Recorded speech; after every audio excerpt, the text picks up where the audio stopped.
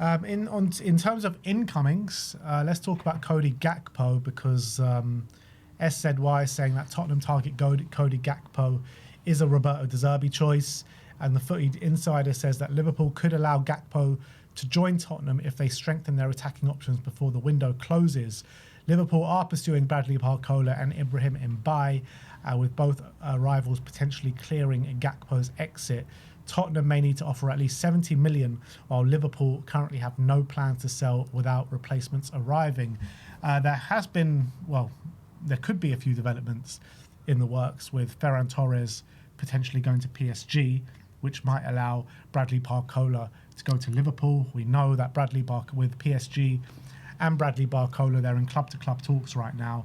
Personal terms have been agreed, which Fabrizio Romano has confirmed. So maybe there is stuff happening in the background which will allow Gakpo to join Spurs, but is it going to happen in time for Gakpo to play for Spurs in the first game of the season? Probably not. Probably not. Like, Gakpo started Liverpool's pre-season on the weekend.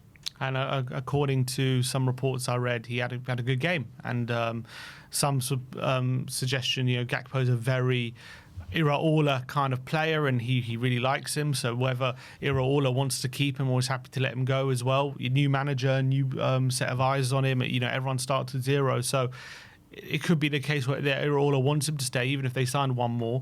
Let's hope that the insider is correct, and that if they if they buy a couple of forwards, they will allow Gakpo to leave. But I'm looking at Liverpool, as I've said, they're looking short in the forward line. They need all the help they can get right now, so I can't see them letting Cody Gakpo go anytime soon until they've got a couple of those deals wrapped up. But let's hope that the Barcola, maybe they get him by as well. Maybe they do a double deal with PSG, and that could open the door for Cody Gakpo to come to Tottenham. And I think, again, he would be a really good signing for us. He really improves the forward line. We need that quality in the final third, and I think Cody Gakpo can provide that, or provide a lot more of it than what we have at the moment, which is very little. So let's see. I don't think this is imminent by any stretch of the imagination. I think this is one that, if it's going to happen, is probably going to be later in the window. And I'm just starting to grow very frustrated, because we're talking about this, we'll talk about Savinho in a bit as well, but all the deals we seem to be lined up for seem to be ones of all waiting for other things to happen, for things to fall into place. And it's okay, I think, if one deal was like that, but when you got multiple like that, then you could end up empty-handed if you're putting all your eggs in this basket. So I'm getting quite kind of worried about that situation. Yeah, to be honest, I've been worried about it for a while. Like I said to you, what was it? It's about 2 weeks ago now that I'm concerned about the forward options, and now I'm even more concerned. In terms of another name that's put his hat into the ring is Endrick.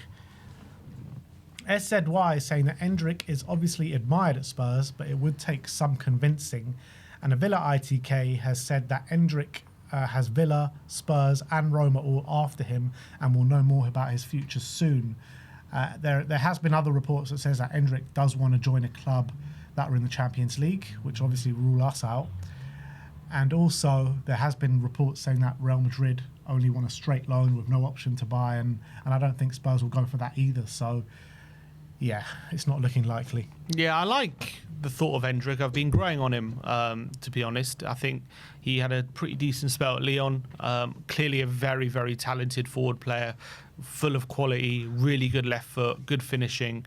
I do think he has a bit of a main character syndrome, where he thinks he's the best, and he's very self-confident, and he gets very frustrated with certain things, and maybe as a young player that can happen.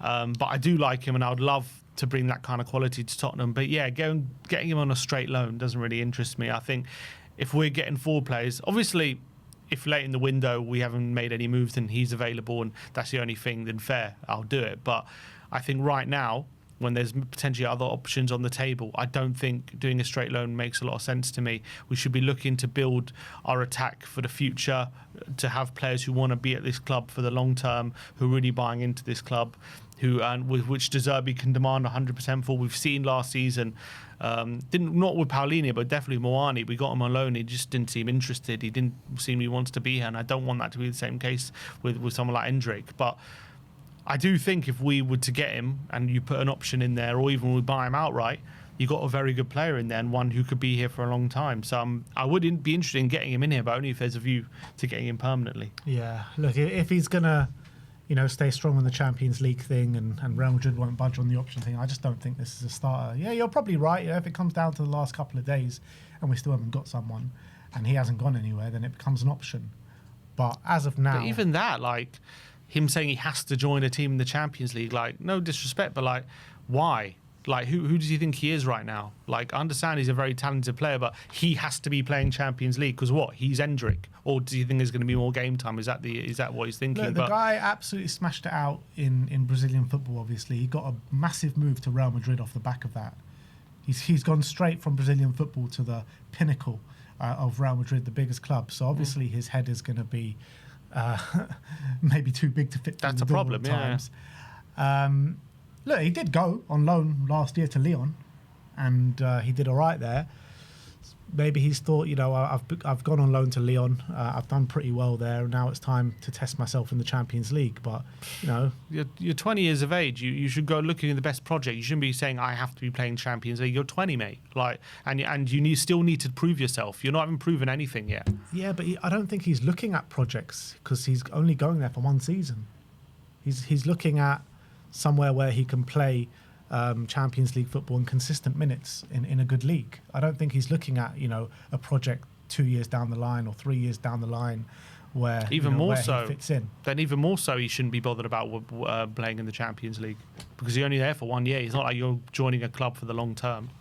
Like, why do you have to be playing Champions League football? That's a bit of a red flag to me. It's the highest level. I understand that, but you should be looking to better yourself. You should be looking at the best place for you to develop as a footballer, not to play in the Champions League. Premier League's good enough, mate. Like, it's good enough for you to test yourself. If you can do it in the Premier League, you're doing something right. You don't have to be playing Champions League football like at 20 years of age when you're still growing as a footballer and trying to better yourself. Right now, he's not the finished article anywhere by any stretch of the imagination. He's still got. I know he's done very well. I'm sure he's a very talented footballer. But until you prove it, I don't think you should be making demands such as I have to be playing Champions League. I think it's ridiculous. But if there are Champions League clubs in for him, then why not?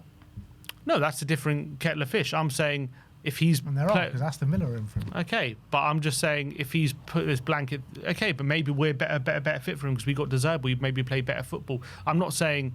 They've got Watkins. He's got a definite starting space for us, maybe more than Villa. I'm not saying, right, he shouldn't want to play Champions League. Of course, all players do. But I'm saying if he's got this blanket rule, I ain't joining any team unless in the Champions League. I think that's ridiculous. Well, those are reports. We don't know if it's true or not. We don't even know if it's true. So I guess, the Villa ITK says his future will come certain or clear very soon, so we'll wait and hear for that. SZY has also given us a couple of names. He says that Balogun is a deal that's there to be done if Tottenham want to do it, and the same with Mikitadze and Mateta. So obviously we've heard Balogun, we've heard Mikitadze, but Mateta is an interesting one, isn't it? Premier League proven, scores bundles of goals last 2 or 3 years, however long it's been since Glasner was at the club. I'd be very open to bring in Mateta. I think we were linked with him, weren't we? Or we were looking to do a deal for him in that January. And then he got the injury and it never happened. But I think Mateta would be a great player for us. Yeah, so he's had that knee surgery. He was out for a bit, but he looked, according to some Palace fans, he looked a lot better in the end of the since I don't know if he played a few games right at the end of the season when he came back, and apparently I think he was scoring. Yeah, he looked like a new man because I thought he was struggling for large parts of last season with that injury. So I definitely like Mateta. He's definitely much more of a goal scorer or a more consistent kind of avenue to goals than our current strikers. I think he's more of a killer. He's strong. He's quick. He's a handful. Obviously, he's been playing a certain type of football at Palace than he would be at Tottenham. So we don't really know how he would adapt if he's denied the space that he gets at Palace, because under Glasner he's playing a very specific type of. He's had like players around him with pace, open up the space for him, and he's been playing on the counter attack where there's naturally a lot more space. So playing at Tottenham where you're possession based, he's going to be asked to be a lot more on the ball. He's going to be asked to have his hold-up play and his technical ability bring other players into play a lot more into it. So from that case. I think there are definitely question marks about him from there, but I definitely like him as a striker, and I definitely think he scores more goals than our current strikers would. Yeah, most definitely. And I'm just looking at his contract as well. He's going into the last year of his contract too. So you'll probably be able to get a decent deal for him. So I think Spurs should definitely look at Mateta quite seriously. With the other ones, Mikatadze and Balogun. Balogun, I'm not so sure on. Mikatadze, I'm more sure on than Balogun. I like Mikatadze, but I don't know. He might seem a bit too small, and I've looked at the stats as well. His defensive work ain't great either. Yeah. For me, I think as a profile, I actually think this is probably what De Zerbi wants the most. Someone like a Mikatadze, very technical, good in these tight spaces, very tricky, really good finisher. I think that's the kind of play he's looking at, because we're linked with Marmoush, we're linked with Krupi before. I think Mikatadze is more in that kind of mould, and I do really like him. And obviously he's been doing quite well in La Liga. He's also his overall play is probably a lot better than Mateta or maybe a Balogun as well. But yeah, the big question marks are physically. I think he's fairly quick, but obviously he's not the kind of physical specimens of some of these other players. But you don't have to be, I guess. I mean, like players like Krupi have proven that. I don't think Marmoush is the most physical. So I think, is Mikatadze got enough physicality about him to do it in the Premier League? I think that's the question. I think technically he's more than good enough, and I think he's the kind of striker we'd want. But I guess we have to make a judgment call whether he comes to the Premier League and just gets completely bullied by defenders, or can he stand up to the scrutiny. I think those are the big question marks when it comes to Mikatadze. But I do really like the thought of him, and I think he's more the profile we're looking for than a Mateta. His numbers are great, aren't they? Yeah. Obviously not played in the Premier League, and the Premier League is a different kettle of fish. And would I prefer to go for other targets? I mean, I'd probably go for a Mateta over him, to be honest, in my opinion. I think Mateta's a safer bet, but I think Mikatadze is more what we're looking for. Yeah. But I think we need more safe bets right now, especially in that position, in the number 9. Because, if he comes in and straight away we see he's not physical enough, and, another flop, that we've seen so many flops in the number 9, then we're back to square one again. Like Mateta, you're going to get a certain level out of him. You know what I mean? Yeah, but it's all about what's the right fit for the team. And if I think Mikatadze could be the better fit for the team than Mateta, if you're just looking at, if De Zerbi's assessing his options and seeing what kind of striker do I want, how do they fit into what we're trying to do, he probably lands on Mikatadze. Now, you've got to rely on your scouting, you've got to rely on your recruitment and make the decision whether you think he can do the job. If you think he can, I think you go for Mikatadze. Obviously, if you think he can't, that's up to the recruitment and the scouting and the analytics and everything when you do a deep dive.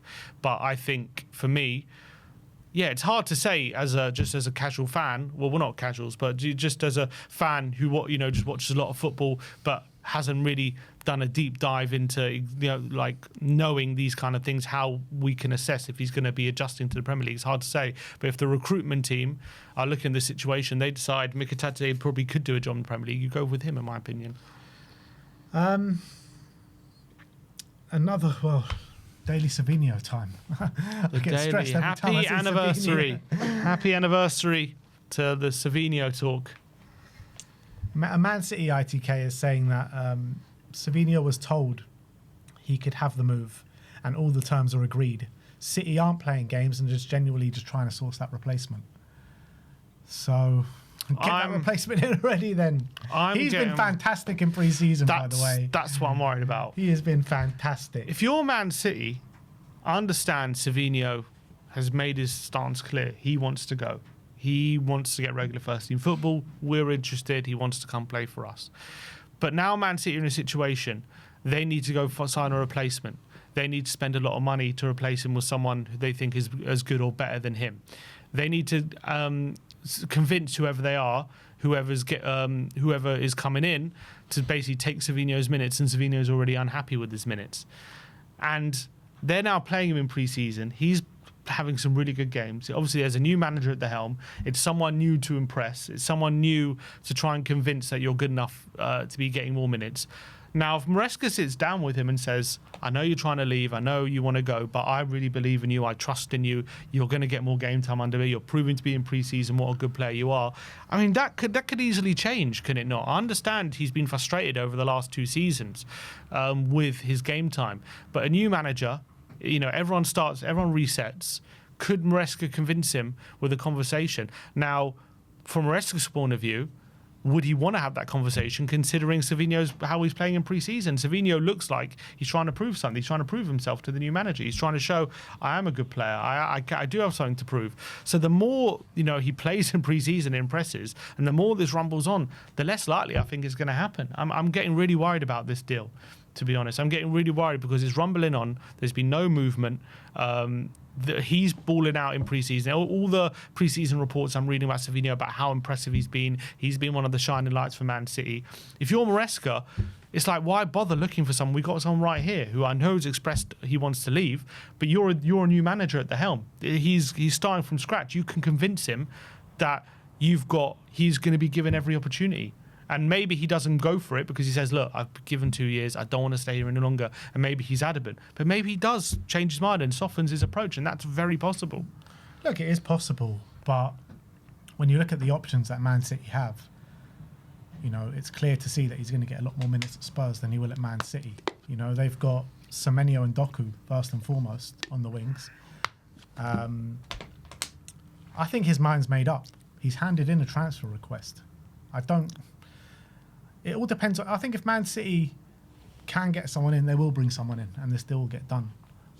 I think Maresca won't want a player on the books that doesn't want to be there, and I don't think he wants to be there because he's handed in a transfer request. So I think he's just looking at the situation with Semenyo and with Doku ahead of him, and that's why he wants out. He wants to go somewhere where he's going to be playing week in, week out. He doesn't want to have this kind of like bit part role. And maybe, he'll get more minutes than he did last season and he'll be more involved.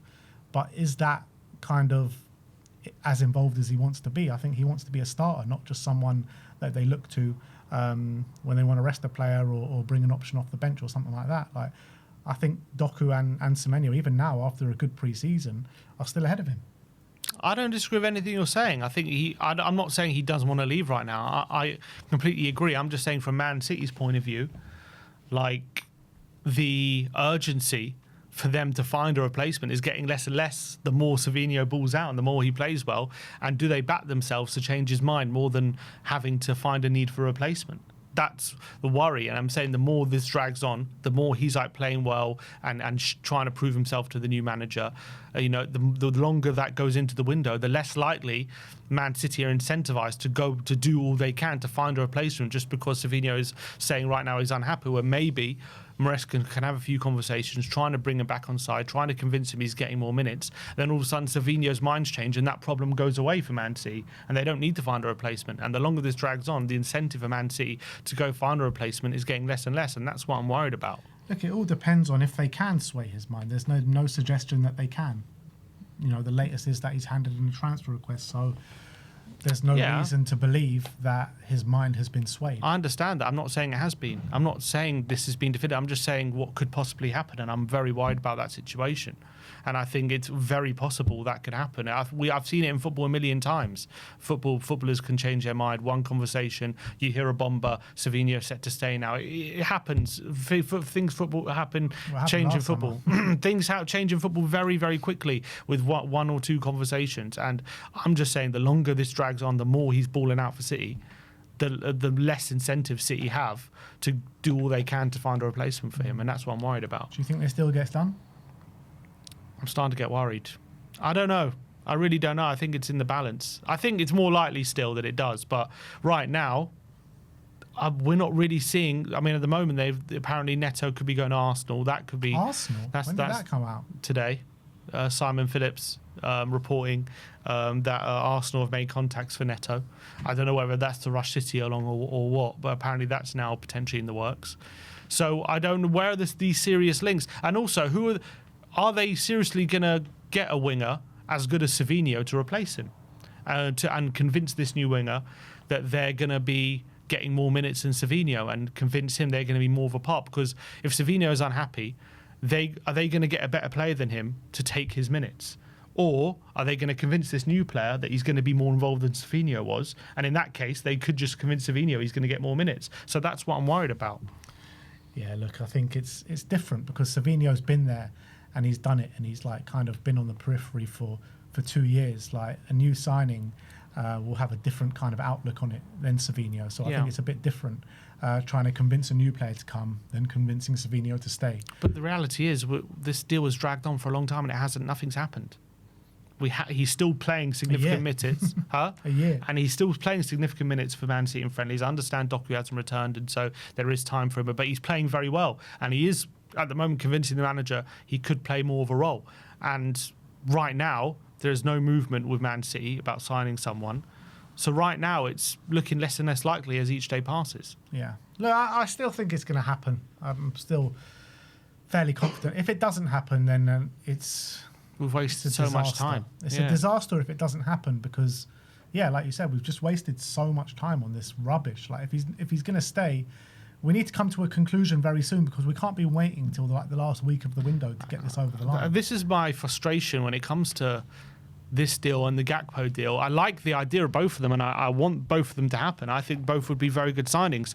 But in both these deals, we are now waiting for other things to happen. It's like out of our control. I think we should move on from one of them and try and get someone in now who can improve the team and not be relying on 2 deals to fall into place so that we can strike. And obviously, if both happen, fantastic. But I don't think it's smart to be doing what we're doing, waiting on two transfers like this. It's okay to wait for one and hope it comes off, but to do it with 2, I don't like the idea of that. Yeah, but then again, like we look at the market and there's not many options out there. That's the reality. So if these are our 2 top targets, and they're saying, if we get players, we're just being strung along, really, aren't we? Mm-hmm. But what other options are there? Who else are we going to go for? Well, that's what the recruitment and the scouting is there for, to identify these targets. And okay, if you have to take a bit of a risk, take it, but you risk not having anyone unless you've got people lined up. Recruitment and the things about, but there's been no one else that has been linked to us. There's been no other names really that have been put in the hat for wingers. It's been these 2, and that's it. Like that's what I'm worried about.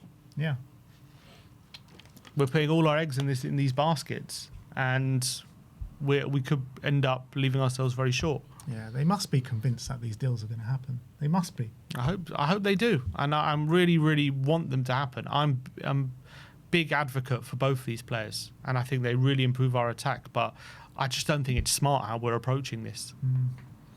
Well, we'll get into more of that in a minute, but that is your Tottenham update for today. Let me know in the comment section below your thoughts regarding all the new stories that we have spoken about today.